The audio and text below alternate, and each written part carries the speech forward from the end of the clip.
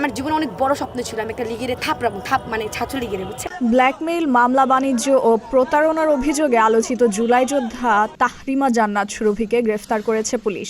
গাজীপুরের টঙ্গীর নিজ বাসা থেকে তাকে আটক করা হয়। এই গ্রেপ্তার সাম্প্রতিক সময়ে আলোচিত এক বড় প্রতারণা চক্রের পর্দাফাঁসের ইঙ্গিত দিচ্ছে।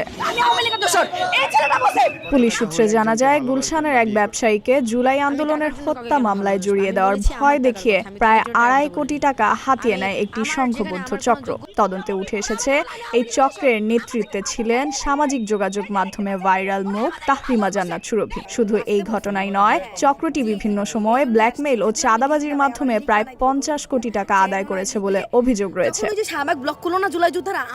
গাজীপুরের ভাওয়াল বদরে আলম সরকারি কলেজের এই শিক্ষার্থী ভাইরাল পরিচিতিকে ঢাল হিসেবে ব্যবহার করে প্রভাবশালীদের সঙ্গে সম্পর্ক গড়ে তুলতেন। পরে মামলা, গ্রেপ্তার ও পুলিশে হয়রানির ভয় দেখিয়ে অর্থ আদায় করতেন বলে অভিযোগ রয়েছে। আলোচিত জুলাই যোদ্ধা পরিচয়ের আড়ালে এমন প্রতারণার অভিযোগ জনমনে গভীর প্রশ্ন ও ক্ষোভের জন্ম দিয়েছে।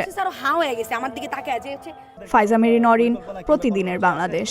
না আমি তো জানি না, আমি ওগুলার ভিতরে নাই।